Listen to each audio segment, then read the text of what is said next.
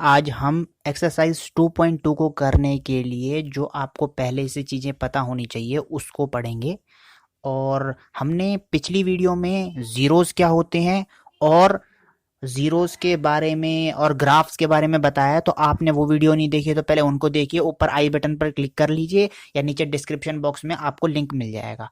अब इस वीडियो की शुरुआत करते हैं। तो क्वाड्रेटिक इक्वेशन पढ़नी है हमें इस बार। क्वाड्रेटिक इक्वेशन मैंने लिखी है द्विघात समीकरण y इज इक्वल टू में a x square plus b x plus c is equal to 0। इसका मतलब क्या है, ये क्या चीज है ये वाली इक्वेशन? देखो, मैं पिछली वीडियो में भी बता चुका हूं, फिर बता रहा हूं कि a x square b x plus c ये एक जनरल इक्वेशन है। कैसी इक्वेशन है? जनरल। जनरल का क्या मतलब हम किसी भी इक्वेशन को जिसकी मैक्सिमम पावर x की 2 है उसे बोलते हैं, उसको इस रूप में दर्शा सकते हैं। जैसे मैं पहले बता चुका हूं कि मान लो जैसे आप कहीं पर खड़े हो और मैंने बोल दिया कि भाई मैंने ना उस लड़के को देखा है, वो वहां पे खड़ा था। इसका मतलब मैंने आपका नाम लड़का तो नहीं है, लेकिन मैं आपके लिए लड़का इस्तेमाल कर सकता हूं क्योंकि ये सबके लिए कॉमन है। ठीक है, ऐसे ही किसी भी क्वाड्रेटिक इक्वेशन के लिए हम इस रूप में दर्शा सकते हैं। तो ये एक तरीके से कॉमन इक्वेशन, जनरल इक्वेशन हो गई है। ठीक है, या फिर मैं कहूं कि मैंने उस लड़की को वहां देखा है, तो इसी तरीके से लड़की तो कोई भी है, तो यानी कि उसका नाम हमें नहीं पता, लेकिन इसीलिए वो जनरल नाम है, हम सबके लिए इस्तेमाल कर सकते हैं। ठीक है, जैसे हमने बोला कोई गाड़ी खड़ी थी, अब गाड़ी तो बहुत टाइप की होती हैं, तो इसीलिए हम गाड़ी एक तरीके से जनरल लेते हैं। तो ये क्या है? जनरल है। क्वाड्रेटिक इक्वेशन ऐसी होती हैं, जैसे मैं एक लिख देता हूँ 2x² प्लस 3x प्लस में 1। मान लो ये मैंने वैसे ही लिख दी 2x² प्लस 3x प्लस 1। तो देखो यहाँ पे 2 की a की जगह क्या है 2, x² की जगह x² प्लस में b की जगह 3, x की जगह x प्लस c की जगह 1। तो ये है एक क्वाड्रेटिक इक्वेशन है भाई ये। ठीक है, अगर मान लो ये ऐसे लिखी होती 2x² plus 1 is equal to 0, तो ये भी क्वाड्रेटिक इक्वेशन होती। बस फर्क क्या होता, b की जगह 0 हो जाता, b की जगह 0x लिख सकते थे हम, क्योंकि 0x तो बाद में क्या हो जाएगा, 0 हो जाएगा। तो अब हम स्टार्ट करते हैं कि किसी भी क्वाड्रेटिक इक्वेशन को हम a x square plus b x plus c के रूप में लिख सकते हैं। तो y is equal to a x square plus b x plus c. अब इसके जीरोज मैं पहले बता चुका हूं, जीरोज क्या होते हैं? जो क्वाड्रेटिक इक्वेशन जीरो हो जाए x की किसी वैल्यू के लिए, जो क्वाड्रेटिक इक्वेशन x की किसी वैल्यू के लिए जीरो हो जाती है उसे बोलते हैं हम जीरोज। जैसे मैं एग्जांपल लिख देता हूँ x² 3x प्लस 2। अब मुझे एक बात बताओ, मान लो ये कोई क्वाड्रेटिक इक्वेशन है, ये जीरो किस वैल्यू के लिए होगी? अब एक काम करो, आप x को ना -1 रखो, यहाँ पर क्या रखो, -1। देखो -1 का स्क्वायर प्लस में 3 -1 प्लस 2। मैंने क्या किया, जहां पर x था वहां -1 रख लिया, तो यहाँ क्या आ जाएगा 1, यहाँ -3, यहाँ पे 2। कैसे? 1 का स्क्वायर 1 होता है, माइनस माइनस प्लस, 3 1 जा 3, प्लस माइनस माइनस, प्लस का 2। देखो 2 और 2 प्लस 1 3, -3 इज इक्वल टू 0। यानी कि y क्या आ गया, 0 आ गया। यानी कि जब मैंने x को रखा -1 तो y क्या आ गया, 0। यहाँ देखो, ये है इस लाइन पे y क्या होता है, ये x एक्सिस होती है, ये y। यहाँ पर -1 रखा जब x को, तो ये ग्राफ क्या हो गया, 0 पे आ गया y के।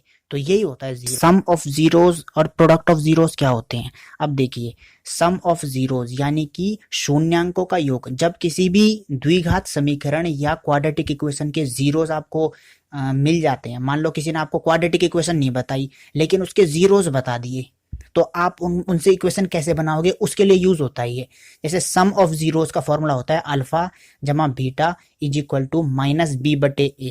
अब ये अल्फा बीटा क्या होता है? अल्फा बीटा हमने एक जनरल वर्ड ले लिया, जैसे ग्रीक वर्ड है ये अल्फा बीटा। तो हम जैसे किसी को भी हमने बोल दिया भाई, अब रूट तो वो जीरोस तो हमें नहीं पता क्या है, तो हमने मान लिया कि कोई जीरो तो अल्फा है और कोई क्या है, बीटा। ये किसके बराबर होगा, -b/a। अब देखो ये मैंने -b/a लिख दिया। कई लोग इसको लिखते हैं x का गुणांक बटे में x² का गुणांक। इंग्लिश में बताऊं तो कोफिशिएंट ऑफ x अपॉन में कोफिशिएंट ऑफ x²। मैंने लिखा है -b/a। क्यों? क्योंकि मैंने ऊपर ना इक्वेशन बता दी, b क्या है, कोफिशिएंट ऑफ x। कोफिशिएंट क्या होता है? अरे जो x के आगे होता है उसे कोफिशिएंट कहते हैं। तो b क्या है, x का कोफिशिएंट यानी कि गुणांक है, तो यहाँ लिख दिया x का गुणांक। ऐसे भी कर सकते हो, कोई दिक्कत नहीं है, x का गुणांक बटे में एक्स स्क्वायर का गुणांक यानी कि कोफिशिएंट ऑफ x अपॉन में कोफिशिएंट ऑफ एक्स स्क्वायर। दूसरा फॉर्मूला है product of zeros. Product of zeros यानी कि शून्यांकों का गुणनफल। शून्यांकों का गुणनफल का फॉर्मूला है alpha beta is equal to C upon A. Alpha beta वही जीरोज है और सी बटे ए यानी कि सी होता है कांस्टेंट टर्म। देखो ये कांस्टेंट टर्म क्या होता है, अरे इसकी वैल्यू इक्वेशन में फिक्स होती है। जैसे मैंने यहाँ लिखा था कि x square plus 3x plus 2, तो ये जो ये 2 था ना, ये कांस्टेंट था, जिसकी वैल्यू कभी बदल नहीं सकती। तो ये c upon A coefficient of x square. तो ये हो गए दो फॉर्मूले। इनसे आप इक्वेशन कैसे बनाओगे वो मैं आपको बताता हूँ। तो उस पर बेसिक क्वेश्चन करते हैं। जैसे कोई क्वेश्चन आ जाए, find quadratic equation if sum of its root zeros is 5 and product of its zeros is 2।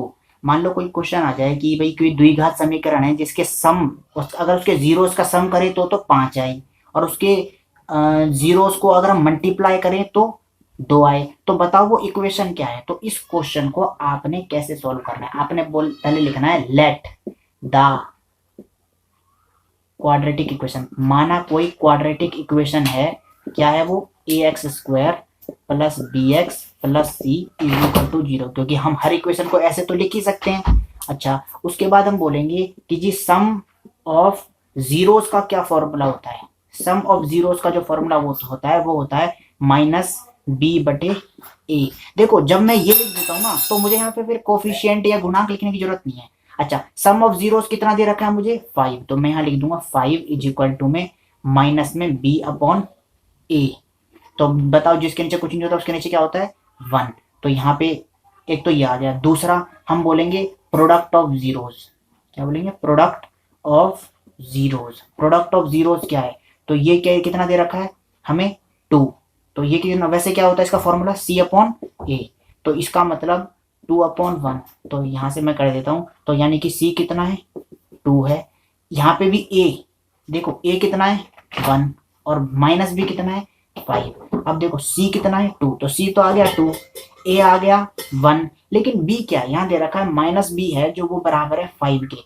अब देखो ये माइनस b जो है ना, ये b अपना माइनस है ना, उसको सरका देता है, तो b इज इक्वल टू में -5। तो हमें मिल गया।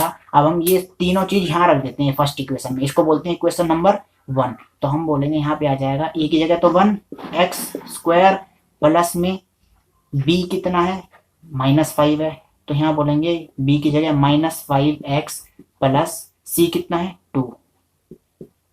तो ये हो गया हमारा एक्स स्क्वायर -5x प्लस 2, यानी कि ये है वो इक्वेशन जिसके जो दो जीरोज हैं उनका सम तो 5 है और उनका प्रोडक्ट 2 है।